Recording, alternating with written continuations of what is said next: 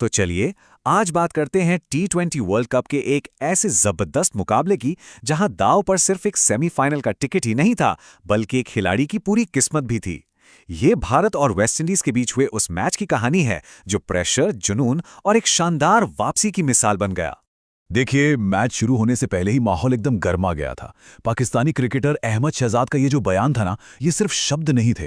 ये इस बात का सबूत था कि इस करो या मरो के मैच को लेकर टीम इंडिया पर बाहर से कितना जबरदस्त दबाव और उम्मीदें थी। तो बात बिल्कुल सीधी थी। सेमीफाइनल में जगह बची थी सिर्फ एक। जो टीम जीतती वो आगे जाती और जो हारती उसका वर्ल्ड कप का सफर वहीं खत्म हो जाता। मतलब ये एक तरह से वर्चुअल क्वार्टर फाइनल ही था। और वेस्टइंडीज ने तो आते ही मानो तूफान खड़ा कर दिया।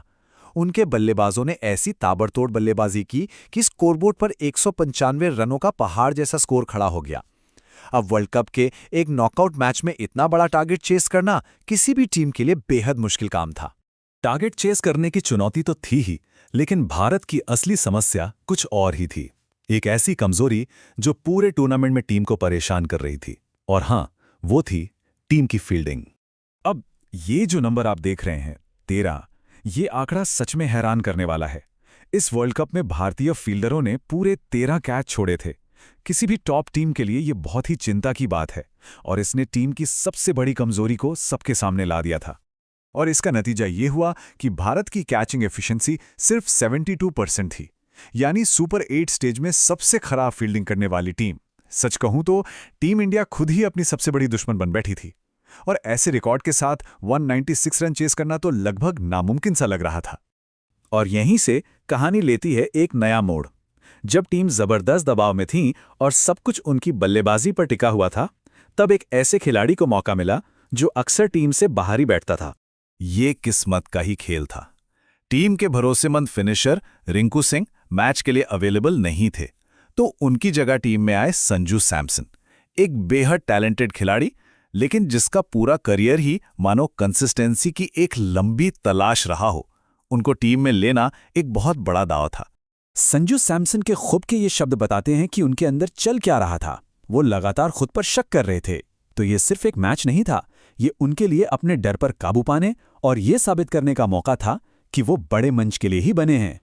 तो अब चेस शुरू होता है। 1996 का टारगेट, खचाखच भरा हुआ स्टेडियम और सेमीफाइनल का प्रेशर। इस मुश्किल घड़ी में एक खिलाड़ी ने ऐसा संयम और हुनर दिखाया जो देखने लायक था।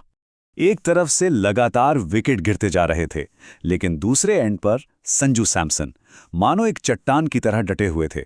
उन्होंने सूर्य कुमार यादव, तिलक वर्मा और फिर हार्दिक पांड्या के साथ मिलकर छोटी छोटी लेकिन बहुत जरूरी साझेदारियां की और भारत की उम्मीदों को जिंदा रखा। और इस जबरदस्त प्रेशर वाले चेस के बीच में एक अजीब सी बात भी हुई। ड्रिंक्स ब्रेक के दौरान स्टेडियम में अचानक एक लेजर शो शुरू हो गया, जिस पर लेजेंड सुनील गावस्कर ने कड़ी नाराजगी जताई। उनका मानना था कि ऐसे नाजुक मोड़ पर खिलाड़ियों का ध्यान भटकाना खतरनाक साबित हो सकता है। तो अब हम पहुंचते हैं मैच के क्लाइमैक्स पर और संजू सैमसन के सफर के उस निर्णायक मोड़ पर। आखिरी कुछ ओवर्स में मैच का रोमांच अपने चरम पर पहुंच चुका था। आखिरी ओवर भारत को जीत के लिए चाहिए थे 7 रन। पहली गेंद और सैमसन ने जड़ दिया एक जोरदार छक्का। स्कोर बराबर और फिर अगली ही गेंद पर चौका। मैच खत्म। भारत सेमीफाइनल में पहुंच चुका था। और ये वो आंकड़ा है जिसने सब कुछ बदल कर रख दिया। संजू सैमसन ने सिर्फ 50 गेंदों पर नाबाद 97 रन बनाए। ये उनके करियर की सबसे बेहतरीन पारियों में से एक थी और जाहिर है उन्हें ही प्लेयर ऑफ द मैच चुना गया। जैसे ही वो विनिंग रन लगाना, सैमसन वहीं मैदान पर घुटनों के बल बैठ गए। उनके चेहरे पर राहत और इमोशंस का जो सैलाब था वो साफ दिख रहा था। ये सिर्फ एक जीत का जश्न नहीं था, ये था सालों की मेहनत, निराशा और खुद के शक पर एक जीत। मैच के बाद संजू ने जो कहा वो सब कुछ बयां कर गया। उन्होंने कहा कि ये वो दिन था जिसका वो अपनी पूरी जिंदगी से इंतजार कर रहे थे। ये जीत उनके लिए किसी सपने के सच होने से कम नहीं थी। तो कुल मिलाकर कहानी यही है। इस एक पारी ने संजू सैमसन की पूरी कहानी ही बदल दी। जो खिलाड़ी मैदान पर अपनी ही काबिलियत पर शक करते वो उतरा था, वो एक ऐसा हीरो बनकर लौटा जिसने अकेले दम पर टीम को जीत दिलाई। ये सबसे बड़े मंच पर उनकी एक जबरदस्त वापसी थी। लेकिन ये पूरी कहानी एक बड़ा सवाल भी खड़ा करती है। संजू सैमसन की इस हीरो वाली पारी ने भारत को बचा तो लिया, पर क्या एक खिलाड़ी का ऐसा शानदार प्रदर्शन टीम की फील्डिंग जैसी एक बड़ी और बुनियादी कमजोरी पर पर्दा डाल सकता है? ये वो सवाल था जो आगे टूर्नामेंट में भारत के सफर पर मंडराता रहा।